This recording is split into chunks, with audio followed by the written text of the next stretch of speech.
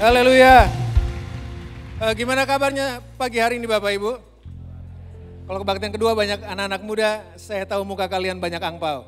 Ya, jadi tolong kasih lihat kiri kanan, kasih senyum, kasih Kyong Hee Facai katanya. Ya, cari muka-muka yang banyak angpau, siapa tahu boleh pinjam 100. Kelihatannya ya. Siap, silakan duduk Bapak Ibu Saudara sekalian. Silakan duduk. Terima kasih buat teman-teman New Life, Asyir, Multimedia. Boleh kasih tepuk tangan buat mereka. Ya, Tuhan Yesus baik. Amin. Ya, Tuhan Yesus baik. Angpaunya kurang. Jangan lupa perpuluhan. Pesan sponsor. Ya, yang dapat angpau jangan lupa perpuluhan. Lukas pasal yang ke-11 ayat yang pertama. Dalam sebuah tema berbicara mengenai loving God. Selama 2 bulan ini kita bicara loving God dan selama bulan Februari kita bicara mengenai kekudusan. Minggu ini tuh kita ada di tengah-tengah dua peristiwa yang sangat penting sih. Ya, kemarin kita imlekan 14 Februari kita akan nyoblos. Ya. Kalau Bapak Ibu ikutan nyoblos itu namanya pemilu. Tapi kalau Bapak Ibu nggak ikutan nyoblos itu namanya temilu. Bahasa cuman orang Sunda yang bisa temilu, jadi yang nggak ikut maksudnya orang Sunda. Temilu, Lukas 11 ayat yang pertama. Oke, pada suatu kali Yesus sedang berdoa di salah satu tempat. Ketika ia berhenti berdoa, berkatalah seorang dari murid-muridnya kepadanya. Tuhan, ajarlah kami berdoa. Sama seperti yang diajarkan Yohanes kepada murid-muridnya. Nah, saya mau sharing ini buat Bapak Ibu ya. Tadi pagi saya juga udah sharing ini Lukas pasal 11 ayat yang pertama ini. Ada beberapa hal yang menarik yang saya pikir yang akan saya sharing buat Bapak Ibu saudara sekalian. Di Lukas pasal 11 kalau dibaca di atasnya itu perikopnya berbicara mengenai hal berdoa. Jadi Yesus sedang belajar, sedang mengajarkan mengenai hal berdoa. Nah ada beberapa hal yang menarik yang mau saya sodorin buat saudara adalah sebelum Lukas pasal 11 ini dari Lukas pasal yang pertama sampai Lukas pasal 10 Tuhan Yesus tuh udah melakukan begitu banyak mujizat loh. Dia udah menyembuhkan begitu banyak orang sakit, orang kerasukan setan udah disembuhkan, udah dilepaskan. Kemudian di Lukas saya lupa pasal 5 atau pasal berapa, Tuhan Yesus sudah memberi makan 5.000 orang laki-laki, which is sekitar 15 sampai 20.000 orang katanya dengan cuma 5 roti dan 2 ikan. Kemudian bahkan di sebelum-sebelumnya Tuhan Yesus ada satu kali dia berdiri di perahu, kemudian ketika badai bergelora, dia berdiri menghentikan badai. Jadi in between Lukas pasal pertama sampai dengan Lukas pasal 10 ada begitu banyak miracles, ada begitu banyak mujizat yang Tuhan Yesus lakukan. Tapi yang paling menarik adalah di ayat ini adalah gini, murid-muridnya kan selalu bersama-sama dengan Tuhan Yesus. Mereka kan makan tinggal tidur bersama-sama dengan Tuhan Yesus dan mereka lihat itu semua mujizat. Bukan gak lihat, mereka lihat itu semua mujizat dan mereka tahu, wih keren banget berada dalam rombongannya Tuhan Yesus kan. Berada dalam kelompoknya Tuhan Yesus dan mereka lihat itu semua. Tapi yang menarik kalau di ayat ini adalah gini. Murid-muridnya gak minta Tuhan tolong ajarin kami cara ngusir orang yang lagi kerasukan setan. Enggak. Mereka murid-muridnya gak minta Tuhan tolong kami mau belajar gimana cara nyembuhin orang sakit. Enggak. Tuhan boleh gak kami diajarin gimana caranya menghentikan badai. Mereka gak minta itu tapi mereka cuma minta gini. Tuhan ajarin kami berdoa. Aneh loh. Cuma diajarin berdoa. Dia gak minta kalau saya di rombongan Tuhan Yesus tolong dong. Gimana caranya ajarin gak usah angin badai lah. Gerimis aja udah. Gimana caranya menghentikan gerimis? Enggak. Tapi mereka minta bahwa Tuhan ajarin kami berdoa. Murid-muridnya tahu. Karena mereka sehari-hari bersama dengan Tuhan Yesus murid-muridnya tahu. Bahwa ketika Yesus melakukan begitu banyak mujizat. Yesus melakukan begitu banyak hal yang luar biasa yang gak pernah ada pada saat itu. Dan Yesus menyembuhkan orang semuanya. Mereka tahu ketika Yesus menyembuhkan itu jauh sebelum itu terjadi. Tuhan Yesus setiap pagi adalah duduk sendirian. Alkitab tulis dia menyendiri dengan Bapanya di sorga. Sebelum Yesus melakukan mujizat. Jadi Tuhan Yesus mengambil waktu setiap pagi di tengah semua kesibukan. Saya rasa gak pernah ada orang sibuk Tuhan Yesus. Di seluruh dunia. Sampai hari ini gak pernah ada. Di tengah-tengah kesibukan yang ada, dia selalu meluangkan waktunya kemudian secluded place katanya, tempat yang tersendiri kemudian dia berdoa. Ternyata itulah berdoa adalah akar kerohaniannya saya dan saudara loh. Oh buat kita para pelayan, saya pakai pinnya life leader. Kalau berapa teman-teman ada life leader atau apa juga, semua pelayan. Loh kalau sebelum kita melayani semua jemaat ataupun siapapun juga di live saudara, pastikan memang saudara sedang duduk sendirian dulu bersama dengan Tuhan. Karena apa yang kita bisa bagi buat para anggota live kita, buat mereka melayani kalau kita sendiri kosong. Apa yang bisa dibagi dari kekosongan selain kosong itu sendiri? Wah kayak pepatah aja kelihatannya pagi-pagi. Loh apa yang bisa dibagi dari kekosongan? Selain kekosongan itu sendiri. Makanya murid-muridnya tahu, sebelum Yesus untuk menyembuhkan begitu banyak orang, dia sendirian dulu dengan Bapaknya. Dan untuk hal ini murid-muridnya kepengen tahu. Dan untuk hal ini kemudian murid-muridnya kepengen belajar, berdoa, memiliki hubungan seperti Yesus memiliki hubungan. Nah saudara tahu ya, waktu Yesus datang ke dunia, dia membawa sebuah budaya yang baru. Dia membawa sebuah sistem yang baru. Dia membawa sebuah manajemen yang baru. 2 Korintus 5 ayat yang ke-17 berkata begini nih. Jadi siapa yang ada di dalam Kristus, ia adalah ciptaan baru. Yang lama sudah berlalu, sesungguhnya yang baru sudah datang. Jadi di dalam Kristus dia membawa sebuah hal yang baru. Dia membawa identitas yang baru, dia membawa tujuan yang baru, dia membawa manajemen yang baru, dia membawa sistem yang baru yang gak berkaitan. Pastor Arief udah khotbah minggu lalu, saudara boleh nonton di YouTube-nya. Bedanya bumi dengan dunia. Kalau bumi itu berbicara mengenai kondisi geografis kita tinggal. Bumi ini sekarang kita tinggal di tanah ini, di Indonesia, ini bumi. Tapi dunia itu berbicara mengenai sistem pemerintahan.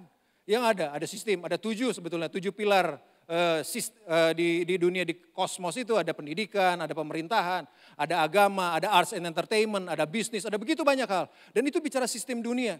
Ya. Dan waktu Adam berdosa, Adam menyerahkan sistem dunia itu kepada iblis.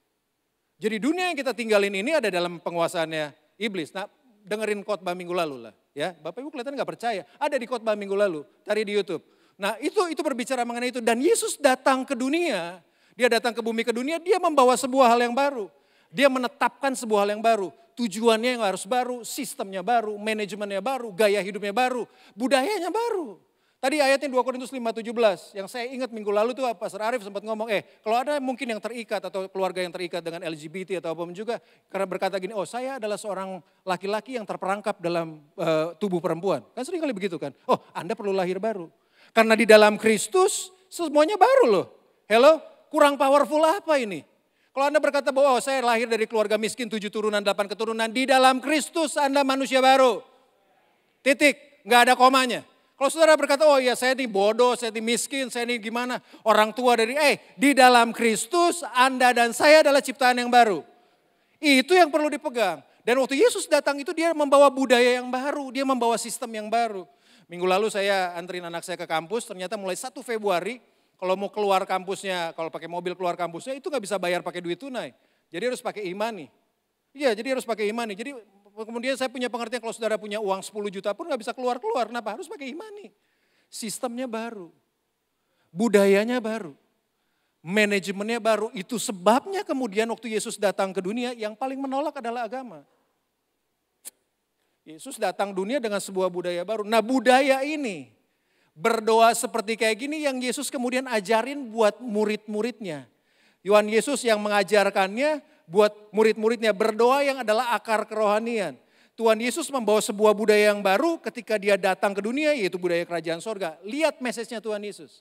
Kamu lihat kalau bahasa Inggris tuh enak tuh. King James Version tuh selalu perkataan Tuhan Yesus tuh ditulis pakai red letters. Pakai hurufnya merah. Ya, karena apa? Itu menunjukkan perkataan Tuhan Yesus dan message-nya Yesus adalah gini, aku datang membawa Injil kerajaan. Udah, budaya kerajaan yang Tuhan sedang bicara. Dan itu adalah budaya yang baru. Tuhan Yesus membawa identitas yang baru, dia membawa tujuan yang baru, dia membawa hal yang baru. Nah kemudian ketika murid-murid tanya, gimana sih Tuhan caranya berdoa? Dan Tuhan Yesus kasih tahu.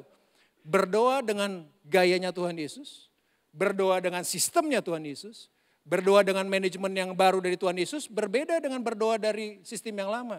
Matius pasal yang ke-6, ayat yang ke-5. Dan Tuhan Yesus address, ini cerita doa Bapa kami. Tapi Tuhan Yesus address yang pertama, gak bisa berdoa dengan cara yang lama. Gak bisa berdoa dengan sistem yang lama. Gak bisa. Bapak Ibu kalau kita di sini kan mohon maaf, kalau ngeludah kan gak masalah. Coba ke Singapura. Kalau gak masuk penjara, kalau gak didenda, kenapa? Sistemnya baru. Sistemnya baru. Gak bisa diterapkan sistem yang lama, gak bisa diterapkan dalam sistem yang baru. Makanya Tuhan berkata gini, anggur baru itu harus ditempatkan pada kirbat yang baru. Pada tempatnya harus baru. Nggak bisa kalau anggur yang baru ditempatin pada tempat yang lama. Kenapa? Nggak elastis tempatnya. Yang terjadi tempatnya pecah. Nggak bisa. Makanya Yesus berkata gini, kamu nggak bisa menambal baju ini dengan kain yang baru. Nggak. Kamu harus ganti bajunya. Nah waktu Yesus berkata 2 Korintus 5:17 dia berbicara sesuatu yang baru. Dan ini yang dia ngomong. Jangan berdoa model kayak begini kata Tuhan Yesus. Matius 6 ayat yang ke-5. Apabila kamu berdoa. Kata berdoa di sana itu berasal dari kata Greek, dari Yunani prosekumai. Prosekume itu kan berdoa meminta-minta. Prosekume itu adalah arti kita sedang sepakat dengan kehendak Tuhan. Jadi berdoa itu sepakat dengan kehendak Tuhan. Ya, berdoa itu sedang menyatakan kesediaan kita, kerelaan kita untuk berjalan sesuai dengan kehendak Tuhan. Apabila kamu berdoa, makanya Yesus mulai dengan gini, jangan berdoa seperti orang munafik. Jangan berdoa seperti orang ada di sistem yang lama, di manajemen yang lama, dengan gaya yang lama. Mereka suka mengucapkan doanya dengan berdiri dalam rumah-rumah ibadat dan pada tikungan-tikungan jalan raya. Supaya mereka dilihat orang. Aku berkata kepadamu, hei, sesungguhnya mereka sudah mendapat upahnya. Yang ayat yang ketujuh, lagi pula dalam doamu itu janganlah kamu bertele-tele. Seperti kebiasaan orang yang tidak mengenal Allah. Mereka menyangka bahwa karena banyaknya kata-kata, doanya akan dikabulkan. Ayat yang ke-8 gini, Yesus begini, jadi janganlah kamu seperti mereka. Janganlah kamu menghidupi kehidupan doa ini sama seperti mereka yang ada dalam dunia. Sama seperti mereka yang ada dalam dunia. Jadi janganlah kamu seperti mereka karena Bapamu mengetahui apa yang kamu perlukan. Sebelum kamu minta daripadanya. Jadi buat Yesus doa itu bukan urusan ritual. Apalagi transaksional. Tahu transaksional? Kalau Tuhan gak jadikan dia pacar saya gak akan ke gereja selama-lamanya. Siapa lo? Kata Tuhan, siapa lo? Gak peduli, emang Tuhan, kalau Tuhan gak berkatin bisnis saya ya, kalau ini gak deal, proyek ini gak deal, saya gak akan kasih perpuluhan untuk selama-lamanya. Emang kemudian Tuhan bangkrut di surga? Kagak, gak ada hubungannya dengan Tuhan, itu hubungannya dengan hidup saya dan saudara. Setiap keputusan yang kita ambil itu punya hubungannya dengan saya dan saudara loh. Jangan jadi bukan sekedar doa yang cuma sekedar ritual, apalagi transaksional. Yesus kemudian ngajarin, doa kita tuh harus relational, hubungan. Bukan cuma berhenti di ritual. Di dunia boleh ritual. Di kerajaan sorga mohon maaf, nggak berlaku itu. Sistemnya berbeda. Manajemennya udah berbeda. Gayanya, budayanya sudah berbeda.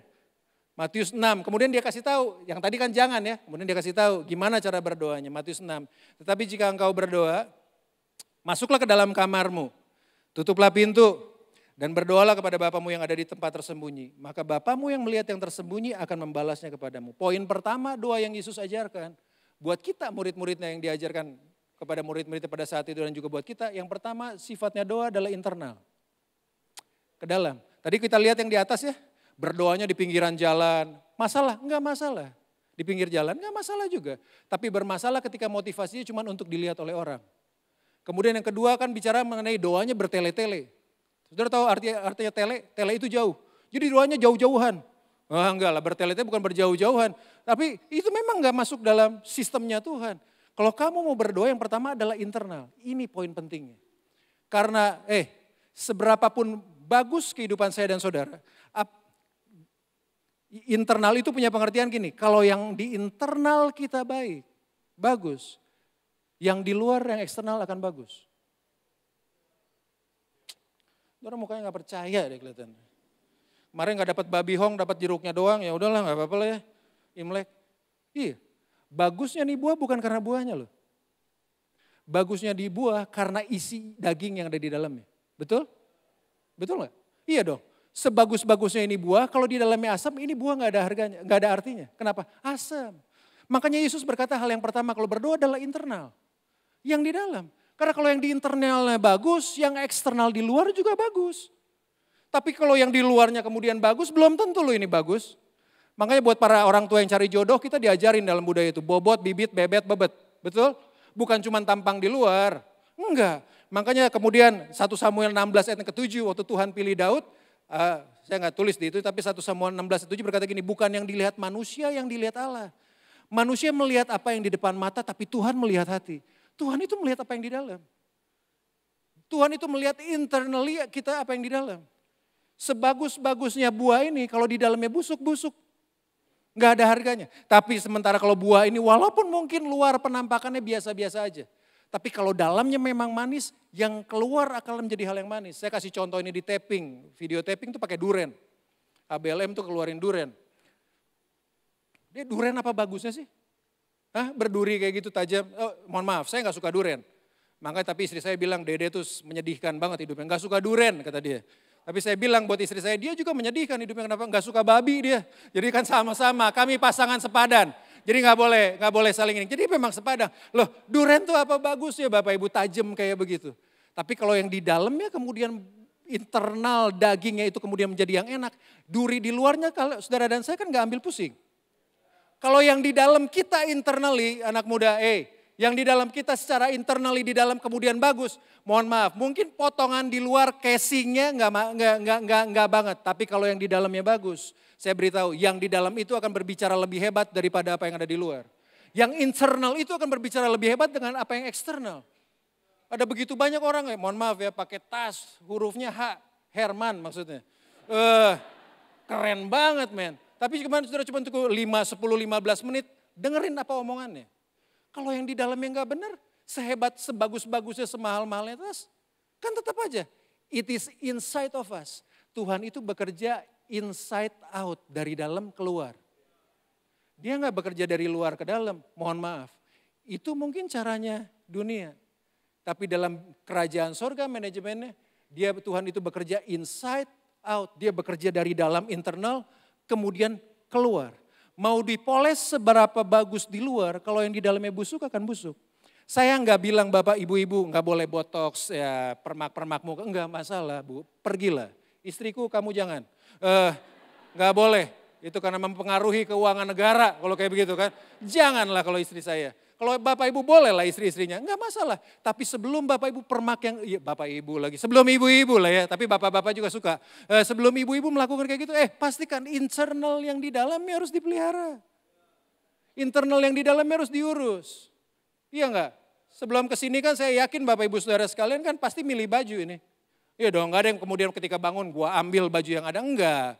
Ibu-ibu kan kemudian pilih baju apa, rambut mau model kayak gimana ya. Tugu Kujang kah rambutnya, terowongan Casablanca kah, perapatan Batu Tulis kah, enggak peduli lah. Tapi kan dipikirin. Tapi pernah gak kita pikirin yang internal kita? Karena yang dari internal itu yang akan memunculkan kehidupan kita keluar. Anda itu dikenal bukan karena casingnya, Anda itu dikenal karena apa yang ada di dalam casingnya. Yang buat handphone mahal ini bukan casingnya Pak. Tapi apa yang ada di dalamnya. Apa yang gak kelihatan. Makanya Yesus berkata gini, perhatikan internally. Perhatikan apa yang kelihatan. Karena yang supernatural yang kelihatan, yang gak kelihatan di dalam itu ya akan mempengaruhi yang natural yang kelihatan. Yang di dalam itu akan mempengaruhi yang di luar loh. Hal pertama adalah internally. Bicara mengenai internally, John Maxwell ngomong hal yang sangat bagus. When you grow bigger on the inside, you need less validation from the outside. Kalau saudara di dalamnya udah kuat, udah bagus, saudara gak perlu jempol like dari follower yang ada di luar. Itu ibaratnya, saudara gak perlu validasi di luar. Kenapa? Anda secure. Internally you are secure. Makanya Yesus address yang Yesus tuju pertama, kalau berdoa gak seperti caranya dunia, internally. Internally, karena Tuhan adalah Tuhan yang bekerja inside out. Tadi ayatnya sekali lagi berkata gitu kan. Tetapi jika engkau berdoa, masuklah ke dalam kamarmu. Poin nomor 2 setelah internal adalah personal. Tuhan mengajarkan waktu kita berdoa adalah personal. Alkitab berkata masuklah ke dalam kamarmu, bukan masuk ke dalam kamar papahmu loh. Bukan masuk ke dalam kamar ketua live-mu, bukan masuk ke dalam kamar gembalamu, bukan masuk ke dalam kamar pendeta. Masuklah ke dalam kamarmu. It talks about personal. Jadi doa itu adalah hal yang personal. Hebatnya doa adalah personal lagi nih. Tuhan ingin mengenal kita secara personal. Tuhan itu ingin mengenal saya dan saudara secara personal. Tapi gak berhenti cuma sekedar di situ. Tuhan bukan sekedar ingin mengenal kita secara personal, tapi Tuhan juga ingin dikenal oleh kita secara personal. Kalau saya mungkin orangnya, saya gak tahu, mungkin ya karakternya mungkin ya suka hahe-hahe, tapi gayanya Tuhan untuk berbicara itu personal buat saya. Beda, Tuhan berbicara dengan saya, dengan Tuhan berbicara dengan istri saya, hasilnya bisa beda. Kenapa? Kita beda masing-masing. Betul nggak? Bapak ibu nggak percaya, coba lihat jempolnya deh. Nggak punya jempol lihatnya. Oh enggak, jempol. Loh ada 6,5, 6 miliar penduduk yang ada di Indonesia. Jempol kita nggak ada yang sama. Iya nggak? Enggak, makanya ada sidik jari. Jempol kita nggak ada sama. Itu menunjukkan bahwa Tuhan menciptakan kita personally. Secara unik. Tuhan ingin mengenal dan dikenal oleh kita secara pribadi. Bahkan Yesus berkata, Yesus itu mati bukan sekedar untuk kita loh. Oh saya suka tuh. Tuhan Yesus itu mati di kayu salib bukan untuk kita. Tuhan Yesus itu mati di kayu salib sebagai kita. Jadi waktu Tuhan Yesus mati di kayu salib itu sebagai Dede. Dede yang berdosa tuh waktu Tuhan Yesus mati di kayu salib dia bukan sekedar mati untuk kita tapi dia menggantikan posisi kita. Personal banget itu. Dia menggantikan posisi saudara di kayu salib loh. Jadi dia gak mati untuk kita, tapi dia mati sebagai saya. Di kayu salib, kurang personal apa itu? Tuhan menciptakan kita dengan unik, dengan personal. Masih kurang, masih kurang. Alkitab tulis di kejadian pertama kan, kejadian kedua. Bahwa Tuhan tuh ciptain alam semesta semua dia ngomong. Tapi untuk menciptakan saya dan saudara, Alkitab tulis Tuhan mengambil debu tanah. Asik. Saudara punya pengertian, Tuhan tuh mengambil debu tanah gini, buat ciptain saya dan saudara, Tuhan harus kotorin tangannya. Ini tampang-tampang model kayak begini, saya gak berani begini ya, tampang-tampang model kayak begini, itu Tuhan ciptain dari debu tanah, dia bentuk dengan tangannya, dia kotorin tangannya loh. Itu kan personal banget. Dan ketika manusia, Alkitab tulis manusia, Tuhan hembuskan nafas hidup. Dalam hidup Alkitab kemudian tulis manusia setelah dihembuskan nafas hidup kemudian matanya terbuka. Pertanyaan saya cuma satu. Waktu manusia pertama kali terbuka matanya, muka siapa yang dilihat? Muka monyet kah? Enggak kan. Mukanya Bapa. Di tangan dia dibentuknya. Personally loh. Tuhan itu personally mati buat kita. Mati sebagai dede di kayu salib dan dia membentuk kita personally. Jadi doa itu sifatnya internal dan personal. Semua yakin kita kan diciptakan dari debu tanah kan. Iya kan, bukan keturunan dari monyet dan lain-lainnya gitu kan. Kalau saudara mau percaya silahkan. Jadi kalau ada teman-teman mungkin yang cepat mudah tersinggung, gampang marah, sumbunya pendek. Jangan-jangan dia tercipta dari debu tanah sengketa kelihatannya. Tanahnya sengketa jadi hidupnya memang marah-marah terus, jangan-jangan. Ya itu kan cuma jokesnya aja. Ya jangan-jangan. Itu lihat tadi, internal, kemudian personal. Coba lihat kiri kanan, ada yang dari tanah sengketa enggak ya? Oh enggak ya kelihatannya, bisa ribut kelihatannya pulang dari sini. Personal. Dia internal, kemudian dia personal. Yang ketiga ada lagi nih, doa ya bukan sekedar internal dan personal, tapi doanya adalah private. Karena ditulis di Amplified Bible, Matius 6 ayat 6 nih. But when you pray, go into your most private room. Close the door and pray to your Father who is in secret. And your Father who sees in secret will reward to you. Dengan punya pengertian doanya bukan sekedar internal, personal, tapi doa itu adalah hal yang private. Ada di private room kita. VVIP, very very important person. Kalau saudara pernah meeting, ya, waktu saudara ada di tempat meeting, kita kan ini rame ya, 1.000 orang kali ya, 1.000 lebih orang. Kalau kemudian saya bilang ya kita meeting buat 10 orang, kita meeting di dalam. Nah itu kan private room. Ruang meeting private room, nggak bisa saudara dengar. Nggak bisa, karena itu memang ruang private. Ada secret place katanya ditulis. Ada tempat yang tersembunyi. Ada tempat yang nggak boleh sembarang orang datang. Itu adalah the most private room. Sama seperti ruang meeting. Dan Daud tulis ini. Mazmur 91 ayat yang pertama. Orang yang duduk dalam lindungan yang maha tinggi. Dan bermalam dalam naungan yang maha kuasa. New King James Version-nya berkata gini nih, New King James. He who dwells in the secret place of the Most High shall abide under the shadow of the Almighty. Jadi the most private room. Jadi waktu saudara Yesus sedang meluangkan waktunya dengan Bapaknya, itu adalah the most private room. Karena private room itu cuma menunjukkan dua hal, teman-teman. Ya, ruang meeting, private room, VVIP itu menunjukkan dua hal. Satu, siapa yang berbicara di sana adalah penting.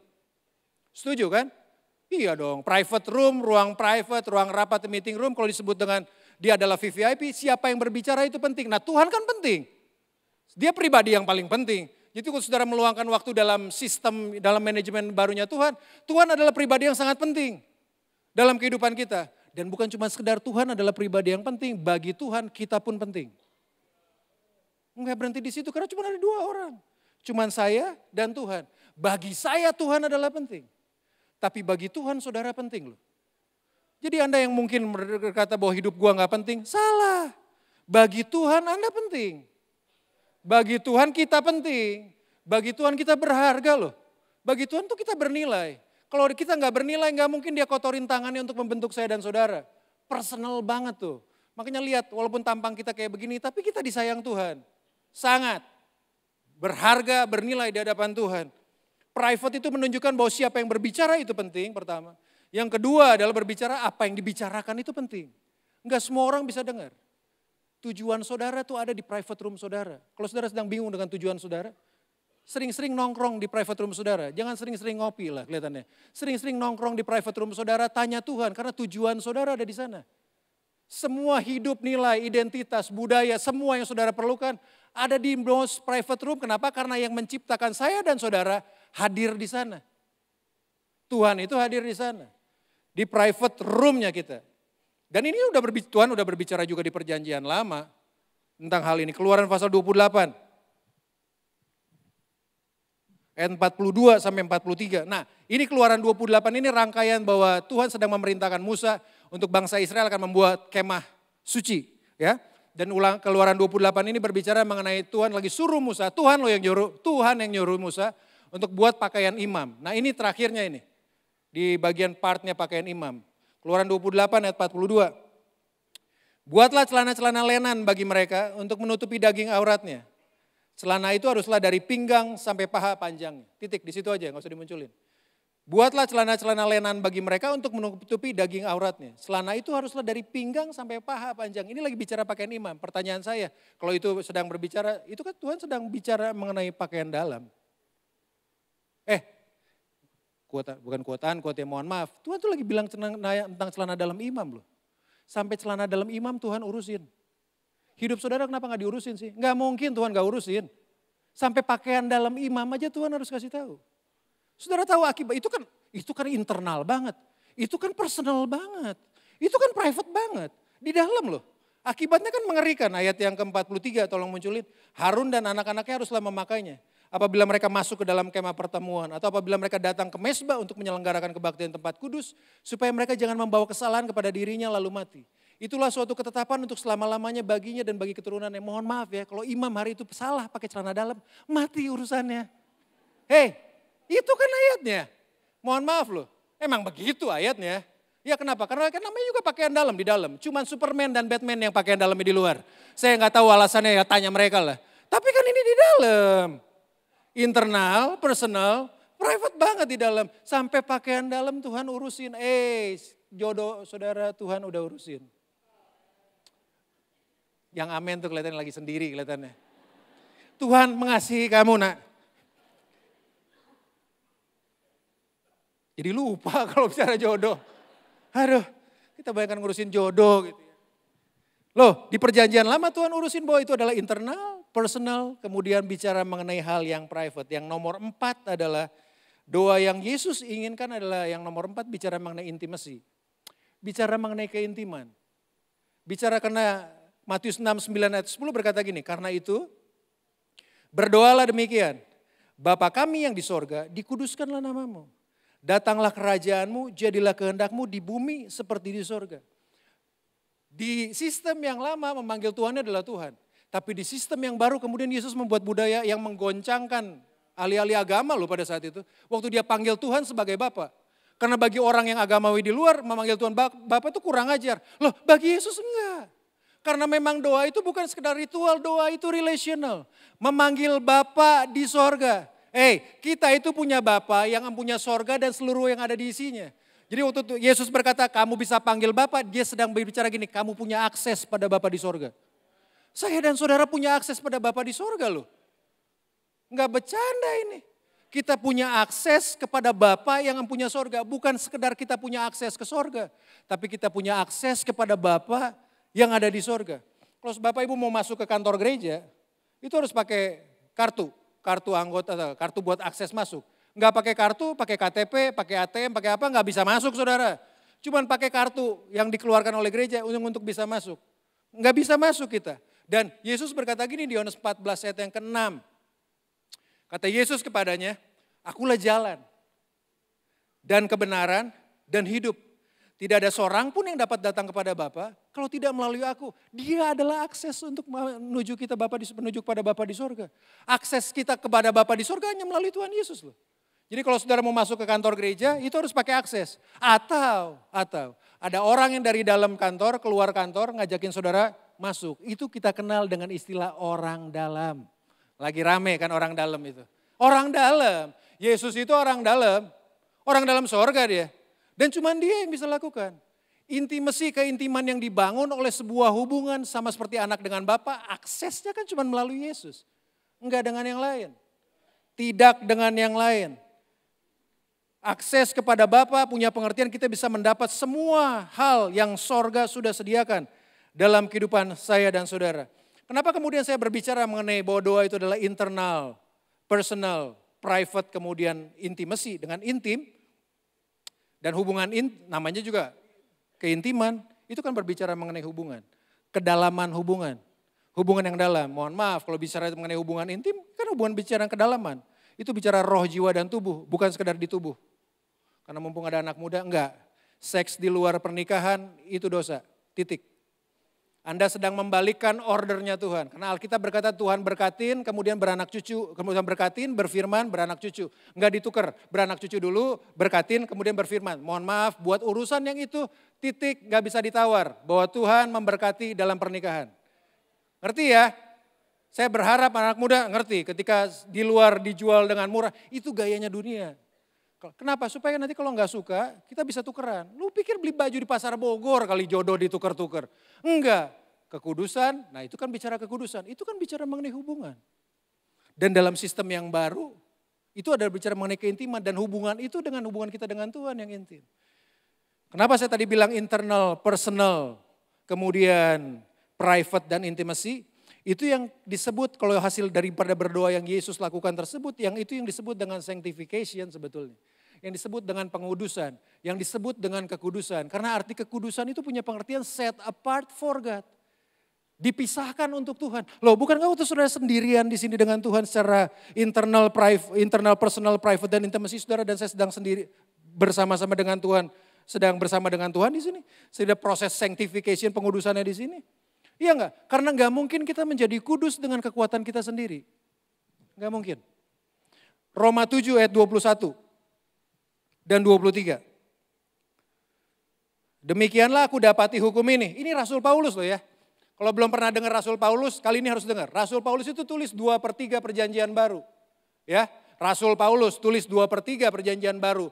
Dan ya saya tadi juga ngomong, satu kali dia pernah khotbah, kelamaan khotbahnya. Ada yang duduk dengerin dia di lantai 3, jatuh ke bawah, mati. Jadi Pak Rasul Paulus kalau khotbah juga bungkit bisa ngantuk juga ya. Gak cuma di sini doang. Nyinggung tuh kelihatannya. Karena kalau di sini tuh ada yang mukanya lagi celangap, mungkin dia lagi menikmati hadirat Tuhan, kelihatannya lagi celangap. Enggak, Rasul Paulus juga khotbah kelamaan kemudian dia jatuh tertidur. Jatuh mati. Bukan Rasul Paulusnya tapi yang dengarnya, Tikikus kalau gak salah namanya. Kemudian dia menghentikan khotbahnya, asik banget dia hentikan khotbahnya. Dia pegang dalam nama Yesus bangun. Bangun loh, jatuh dari lantai 3. Jangan coba-coba, saya gak bisa. Itu cuma Rasul Paulus. Jadi tanya Rasul Paulus nanti, jangan dicoba. Do not try this at home, at church maksudnya. Do not try this, ya itu. Dan orang yang sama berkata gini, demikianlah aku dapati hukum ini. Jika aku menghendaki berbuat apa yang baik, yang jahat itu ada padaku. Demikian ayat ke-22, sebab di dalam batinku aku suka akan hukum Allah. 23, tetapi di dalam anggota-anggota tubuhku aku melihat hukum lain. Yang berjuang melawan hukum akal budiku dan membuat aku menjadi tawanan hukum dosa. Yang ada di dalam anggota-anggota tubuhku. Dengan kata lain Paulus sedang berkata gini, kalau gue melakukan hidup kudus dengan kekuatan gue gak bisa. Saya gak bisa dengan kekuatan saya sendiri mengalahkan hukum dosa. Gak bisa. Saya kasih contoh ya, Rickson, ya. Ini saya kasih contoh aja. Yohan, ntar dikasih angpau buru. Kamu di sini. Karena kebetulan anggota live group saya. Jadi saya bisa perintah-perintah mereka. Di luar ini saya nggak bisa. Anda di situ Anda. Berdiri di atas. Gua pajang lu hari ini lu. Diam sini. Paulus tulis begini. Kalau saya ibaratkan dia dosa, mohon maaf. Pengacara lu dibuat dosa ini. Ibaratkan dia dosa. Paulus kan tulis gini, tapi kalau aku mau coba untuk lawan dosa dengan kekuatan saya sendiri, nggak akan pernah bisa. Kenapa? Karena dosa ini yang mengikat saya. Alkitab tuh tadi Paulus tulis itu adalah hukum dosa. Sebesar apapun usaha untuk mengalahkan dosa dan kekuatan saya sendiri, nggak akan pernah bisa. Seberapapun hebat saya mengatasi kecanduan buat pornografi, apapun juga kecanduan yang saudara lakukan dengan kekuatan saudara sendiri, nggak akan pernah bisa. Kenapa? Karena dosa ini yang mengikat saya. Semakin saya berusaha dengan keras, semakin saya nempel. Makanya badan saya kan lebih kecil dari badan dia. Makanya kemudian saya nempel terus seberapa besar usaha yang saya lakukan untuk mengalahkan hukum dosa ini. Dengan kekuatan saya nggak akan pernah berhasil. Paulus berkata ayat selanjutnya. Ayat yang ke-20, 24. Aku manusia celaka. Aku manusia celaka, siapakah yang akan melepaskan aku dari tubuh maut ini? Paulus itu dalam posisi stres juga loh. Desperate banget. Karena dia mencoba untuk mengalahkan dosa dan kekuatan. Dia bilang gini, gua gak sanggup. Tapi ayat selanjutnya itu yang menjadi jalan keluar. Syukur kepada Allah oleh Yesus Kristus Tuhan kita. Yesus Kristus Tuhan kita. Gondrong kan? Seberapapun hebat saya mencoba untuk mengalahkan dengan kekuatan saya, hukum dosa mengikat saya. Setiap kita lahir kan udah langsung berdosa. Seberapapun hebat saya akan selalu. Tapi Paulus berkata gini, syukur kepada Allah. Yang dalam Kristus Yesus Tuhan kita. Artinya begini, orang yang sama yang namanya Yesus ini berkata gini, tetap Matius 22 ayat 37-38. Jawab Yesus kepadanya, kasihlah Tuhan Allahmu dengan segenap hatimu, dengan segenap jiwamu, dan dengan segenap akal budimu. Ditulis ini, kedua. Itulah hukum yang terutama dan pertama. Caranya saya untuk mengalahkan hukum dosa ini, bukan saya berjuang dengan kemampuan saya sendiri, tapi saya harus mengganti fokus saya untuk saya belajar mengasihi Yesus. Saya belajar mengasihi Yesus dengan segenap hati, saya belajar mengasihi Yesus dengan segenap jiwa. Saya memiliki waktu internal pribadi dengan Tuhan, personal saya dengan Tuhan. Di titik ini mungkin saya bisa jatuh waktu saya mengiring dia. Jatuh, tapi kan Tuhan yang sama yang akan bawa kita lagi. Lihat ke belakang dong. Jauh loh, gue, N. Jauh. Kita mencoba kekuatan dosa dengan gaya kita. Nggak bisa. You have to change your focus. Kita harus mengganti fokus kita dengan apa? Mengasihi Tuhan dengan sepenuh hati. Mencintai dia dengan sepenuh hati, sepenuh jiwa, dan sepenuh hidup. Dan ketika kita mencintai Tuhan dengan sepenuh hati, sepenuh jiwa, dan sepenuh hidup, jauh loh kita dari dosa. Jauh loh dari kita dari kecanduan. Jauh kita dari semuanya. Bukan sekedar kita jauh dari dosa. Hal pertama waktu saudara bergerak untuk mencintai mengasihi Tuhan. Saudara dan saya menjadi serupa dengan Tuhan Yesus. Itu tujuan terpenting dalam hidup. Kenapa sih? Saya menjadi serupa dengan dia. Bukan sekedar saya menjadi serupa dengan dia, saudara lihat dong. Saya nggak ada di level yang sama ketika saya ada di sana. Saya udah naik lebih tinggi loh. Waktu saya bergerak untuk menjadi semakin mengasihi Tuhan dengan hukum yang Tuhan Yesus berikan, kehidupan saya kan lagi di karakter saya lagi diangkat naik nih. Di titik itu mungkin saya orang pemarah. Mungkin saya nggak bisa lepas kendali apakah saya berkata kasar buat keluarga, buat apa. Tapi waktu saya kemudian berbalik fokus untuk mencintai Tuhan, saya tuh bergerak naik loh. Saya bisa meredam kemarahan saya bisa mengatur emosi saya bisa mengatur keuangan saya bisa mengatur semuanya. Kenapa? Saya sedang bergerak naik karena waktu saya berhubungan dengan Tuhan ini. Tuhan yang sama ini mengimpartasikan karakternya, mengubahkan karakter saya yang penuh dengan dosa. Satu-satunya cara untuk melawan hukum dosa dengan hukumnya Tuhan. Mencintai dia dengan sepenuh hati, sepenuh jiwa, dan sepenuh kehidupan kita. Thank you bro. Itu cara satu-satunya. Nggak ada cara lain. Saudara bertahun-tahun ada dalam kecanduan apapun juga, bingung untuk ketemu kayak gimana. Anda harus lahir baru di dalam Kristus dan belajar untuk membawa mencintai Tuhan dengan sepenuh hati. Simon Sinek, pakar manajemen leadership, dia bilang, dia satu kali dia pernah bilang saya lupa di Instagram dia bilang, seorang pemain ski, kalau seorang pemain ski mau bertanding, fokusnya udah gak boleh gini, jangan nabrak pohon, jangan nabrak pohon, jangan nabrak pohon. Gak bisa, kenapa? Ketika dia bilang jangan nabrak pohon, yang dilihat pohon. Fokusnya, yang terjadi nabrak.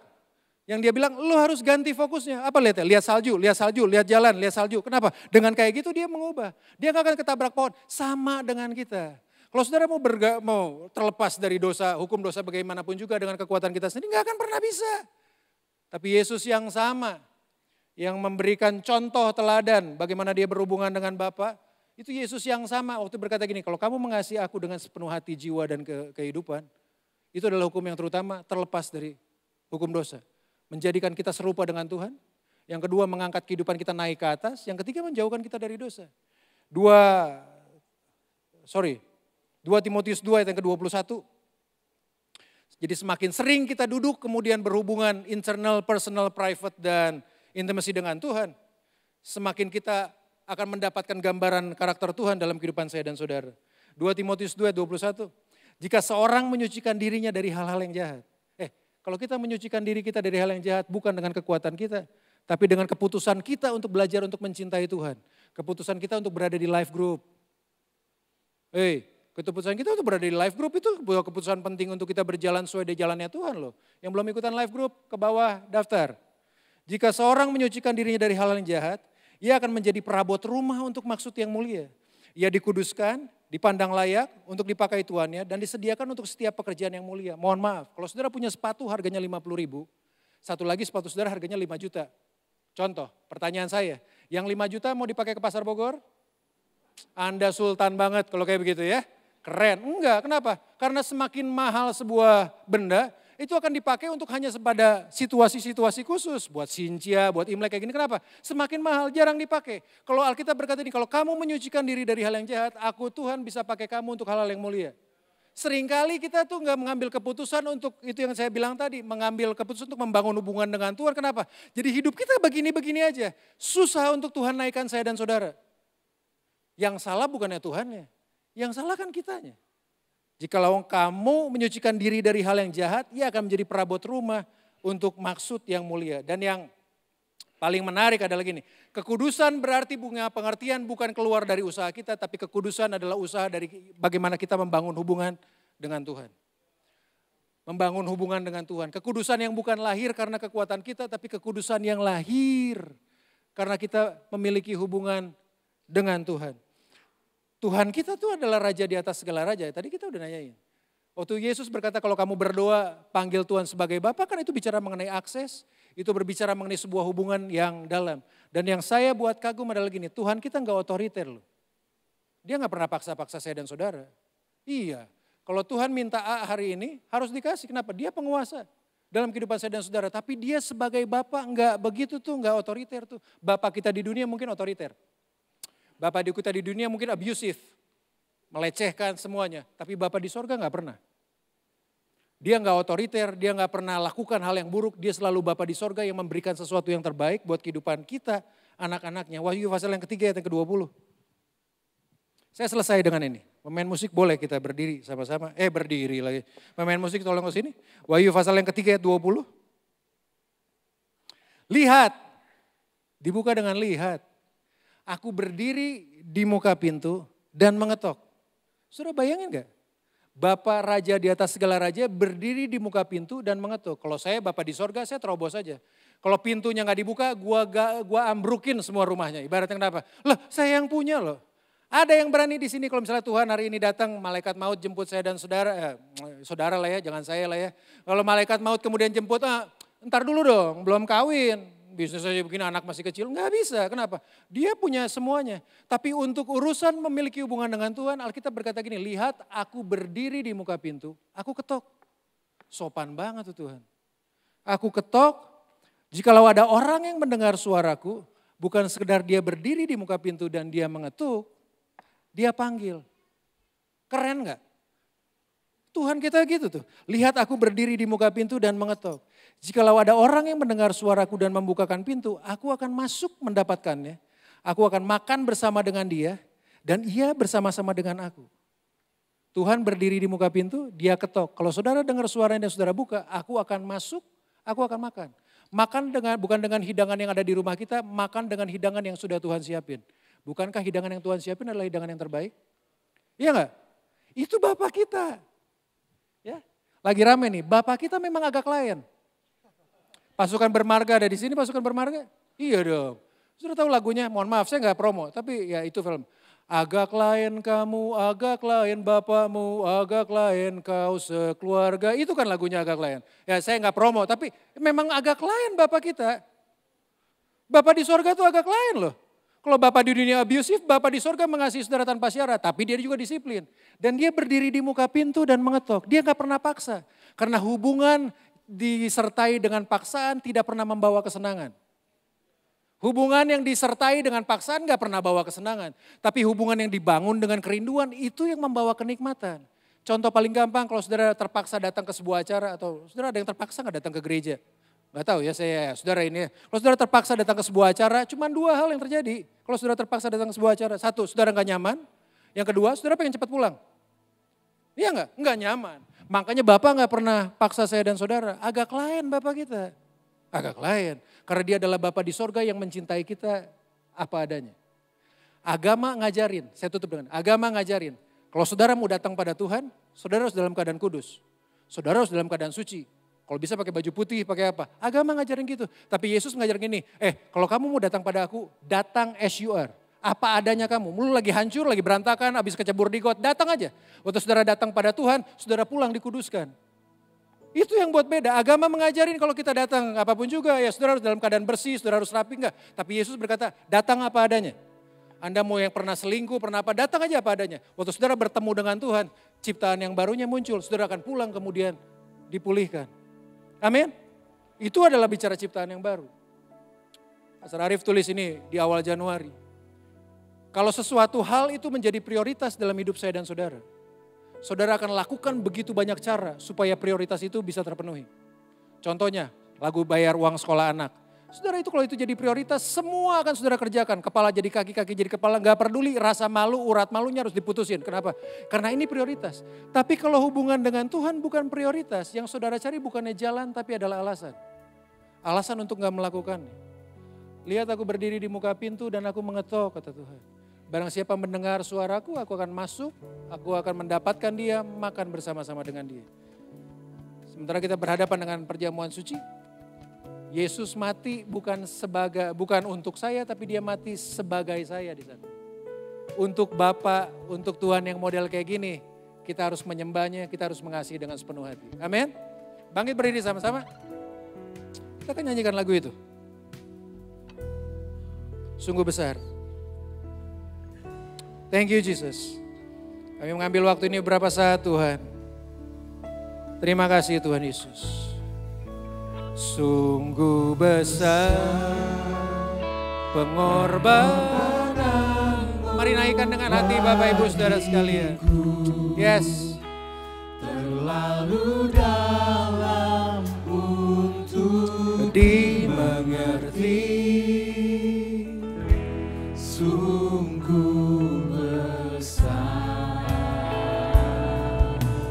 sungguh indah, sungguh indah yang kau pikirkan tentangku, tak terselami bagiku. Sungguh. Mari naikkan sama-sama dengan hati kita di hadapan Tuhan. Sungguh indah, sungguh besar. Sungguh besar